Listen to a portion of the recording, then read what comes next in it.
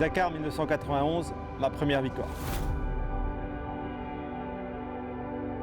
Ça fait 40 ans que je fais du motorsport et l'arrivée au Dakar 91, c'est le meilleur souvenir de toutes ces années du motorsport.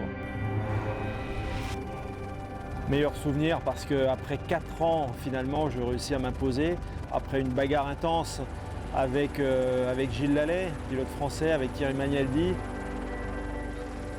En fait, la course dont je rêvais uniquement d'y participer, ça devenait une course que je venais de gagner. Donc le rêve était plus que réalisé.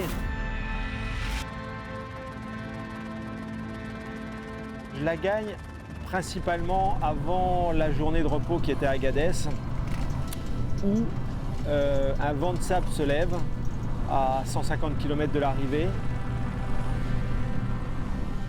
Et en fait, on perd tous la trace idéale, la piste idéale. Elle s'effaçait au fur et à mesure du vent de sable. Tout le monde a essayé de suivre plus ou moins un cap moyen pour aller à Agadez.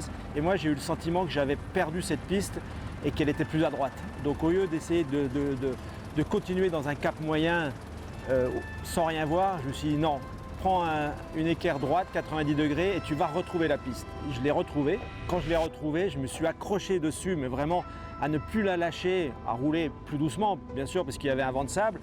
Et ce jour-là, je suis arrivé avec 45 minutes d'avance sur le second ou le troisième, et donc j'ai pris une belle option pour la victoire à la journée de repos.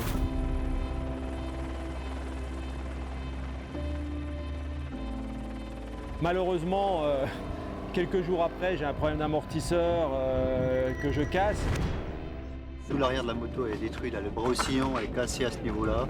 Je pensais perdre encore plus de temps, je pensais perdre la tête du rallye, donc 4 minutes d'avance c'est mieux que rien. C'est mieux que rien. Donc tout était à refaire et j'ai réussi à garder suffisamment d'avance, mais ça s'est resserré à la fin de la course. Encore aujourd'hui, et ça restera de toute façon comme ça, c'était le plus beau jour sportif de ma vie.